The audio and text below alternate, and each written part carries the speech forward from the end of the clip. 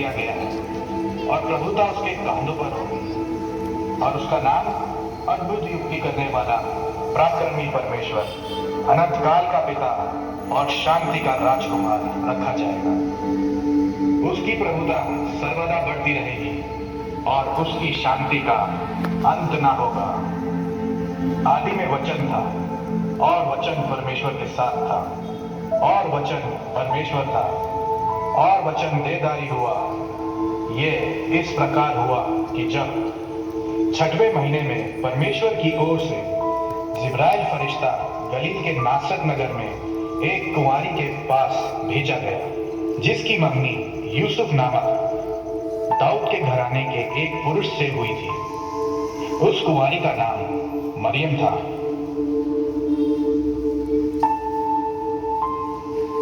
स्वर्गदूत ने उसके पास आकर कहा, आनंद और जय तेरी हो, जिस पर ईश्वर का अनुग्रह हुआ है, प्रभु तेरे साथ है। वो उस वचन से बहुत घबरा गई और सोचने लगी, ये किस प्रकार का अभिवादन है? स्वर्गदूत ने उससे कहा, हे मरियम, भयभीत न हो, क्योंकि परमेश्वर का अनुग्रह तुझ पर हुआ है। और देख, तू गर्भवती होगी और तेरे एक पुत्र उत्पन्न होगा। तू उसका नाम यीशु रखना। वह महान होगा और परम प्रधान का पुत्र कहलाएगा। और प्रभु परमेश्वर उसके पिता दाऊद का सिंहासन उसको देगा और वह याकूब के घराने पर सदा राज करेगा और उसका राज का अंत न होगा। ये क्यों कर होगा? मैं तो किसी पुरुष को जानती ही नहीं। पवित्र आत्मा तुझ पर उतरेगा और परम प्रधान की सामर्थ तुझ पर छाया रहेगी। इसलिए वह पवित्र जो उत्पन्न होने वाला है, परमेश्वर का पुत्र कहलाएगा। और देख, तेरी कुटुंबिनी एलीशिबा के भी बुढ़ापे में पुत्र होने वाला है।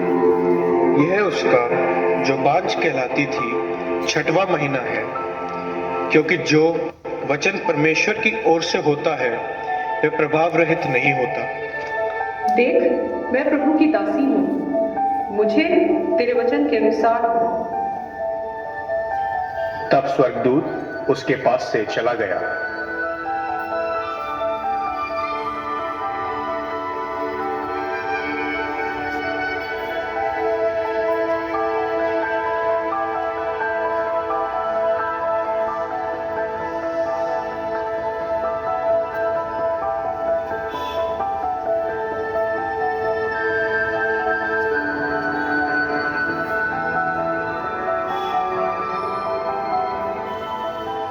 उन दिनों में मरियम उठकर शीघ्र ही पहाड़ी देश में यहूदा के एक नगर को गई और जकरिया के घर में जाकर एलीशिबा को नमस्कार किया।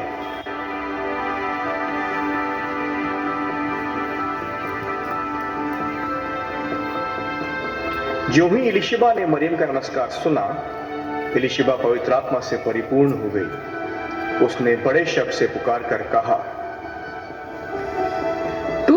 धन्य है, यह अनुग्रह मुझे कहां से हुआ कि मेरे प्रभु की माता मेरे पास आई?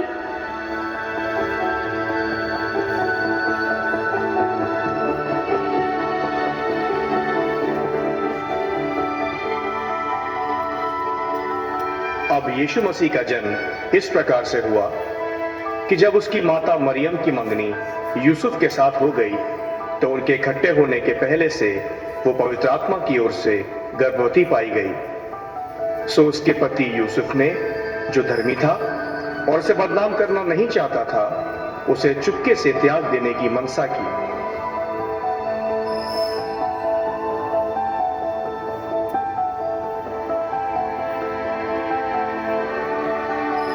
जब वो इन बातों की सोच ही में था, तो प्रभु का एक स्वर्गदूत उसे स्वप्न में दिखाई देकर कहने लगा, हे यूसुफ, दाऊद की संतान, तू अपनी पत्नी मरियम को अपने यहाँ ले आने से मत डर, क्योंकि जो उसके गर्भ में है वह पवित्र आत्मा की ओर से है।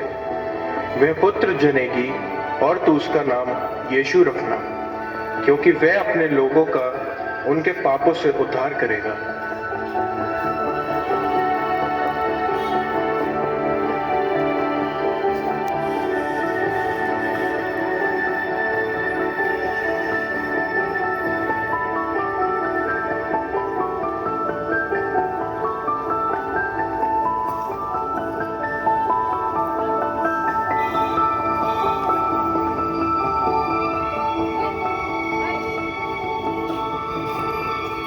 उन दिनों में अगस्तुस कैसर की ओर से आज्ञा निकली कि सारे जगत के लोगों के नाम लिखे जाएं।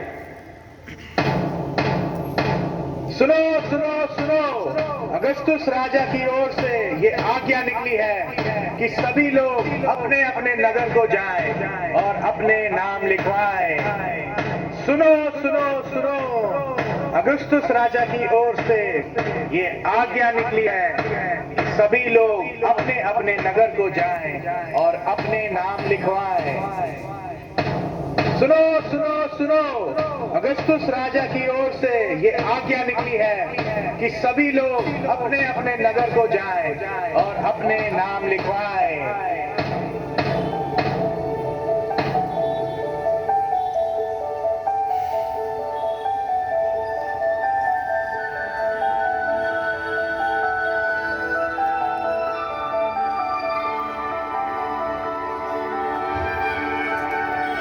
और सभी लोग नाम लिखवाने के लिए अपने अपने नगर को गए।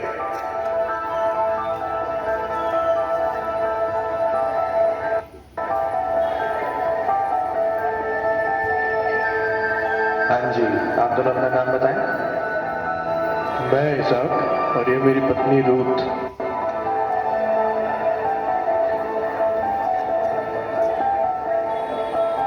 आपके नाम?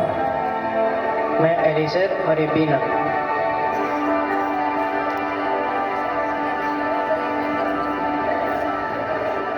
जी, आप दोनों के नाम क्या हैं? मैं योनाथन और ये मेरी पत्नी दबोरा। यूसुफ भी इसलिए कि वह दाऊद के घराने और वंश का था, गलील के नासरत नगर से यहूदिया में दाऊद के नगर बैतलहम को गया कि अपनी मंगेतर मरियम के साथ, जो गर्भवती थी, नाम लिखवाए। जी, आपका नाम क्या है? मेरा नाम यूसुफ और ये मेरी पत्नी मरियम।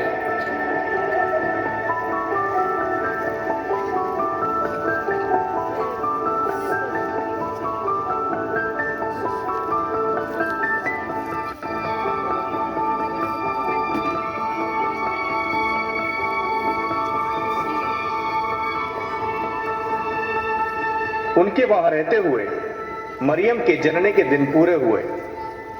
तब मरियम और यूसुफ जगह ढूंढते हुए एक सराय को पहुंचे।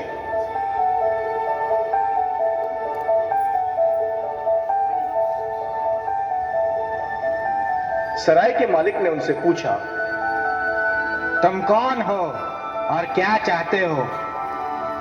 तब यूसुफ ने कहा, यह मेरी पत्नी मरियम है जो गर्भवती है।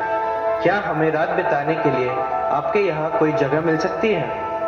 सराय के मालिक ने उनसे कहा, नहीं नहीं, यहाँ रहने के लिए कोई जगह नहीं है।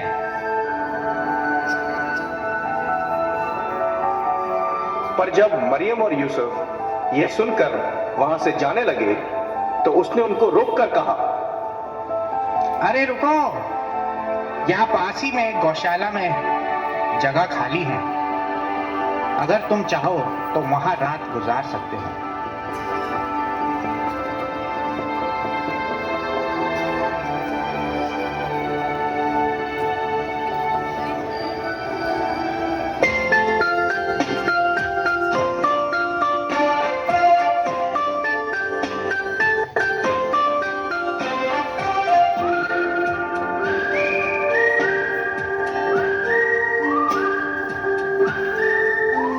चरवाहे रात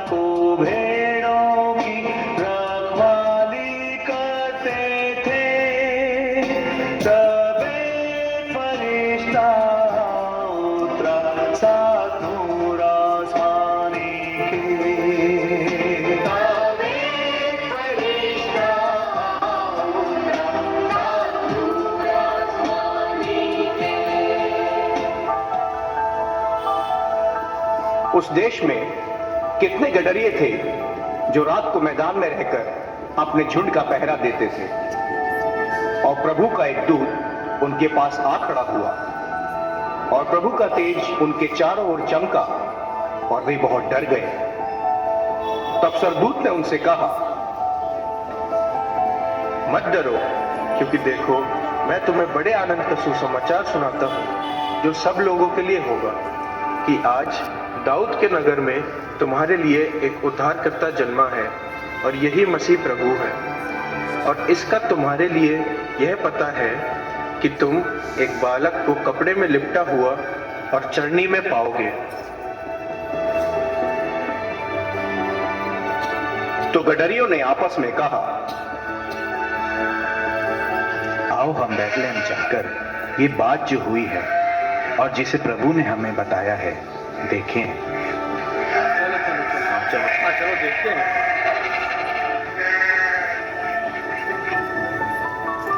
तब एकाएक उस स्वर्गदूत के साथ स्वर्गदूतों का दल परमेश्वर की स्तुति करते हुए दिखाई दिया।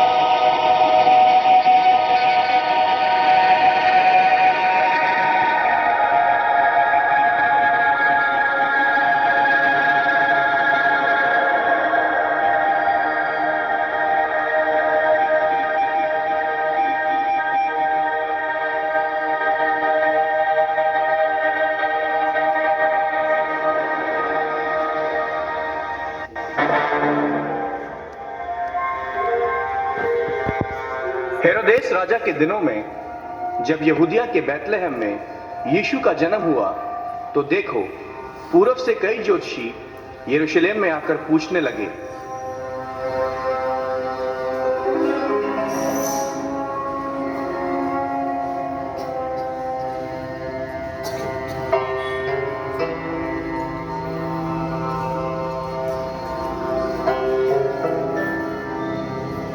यहूदियों का राजा जिसका जन्म हुआ है कहाँ है?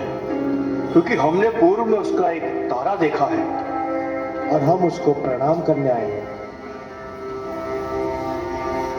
यह सुनकर हेरोदेस राजा और उसके साथ सारा यरूशलेम घबरा गया। राजा? यहूदिया का राजा? मेरे होते हुए कोई राजा नहीं हो सकता। और इस प्रकार राजा ने महायाजकों और शास्त्रियों को बुलावा भेज दिया।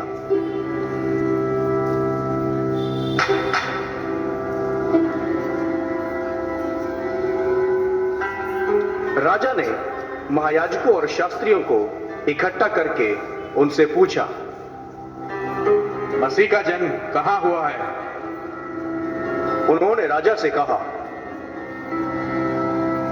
यहूदिया के बैतलहम में, क्योंकि भविष्यवक्ता के द्वारा यूं लिखा है कि हे बैतलहम, तू जो यहूदा के देश में है, तो किसी रीति से यहूदा के अधिकारियों में सबसे छोटा नहीं, क्योंकि तुझ में से एक अधिपति निकलेगा जो मेरी प्रजा इस्राएल की रखवाली करेगा।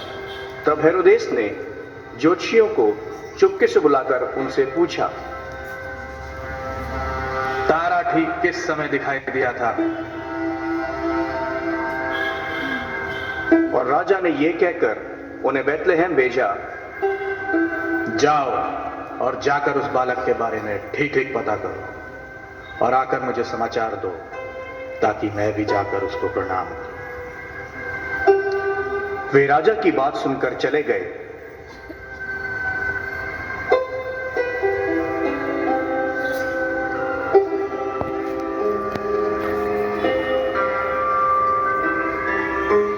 और जो तारा उन्होंने पूर्व में देखा था वो उनके आगे आगे चला और जहां बालक था उस जगह के ऊपर पहुंचकर ठहर गया। उस तारे को देखकर वे अति आनंदित हुए। उन्होंने उस घर में पहुंचकर उस बालक को उसकी माता मरियम के साथ देखा और मुंह के बल गिरकर बालक को प्रणाम किया और अपना अपना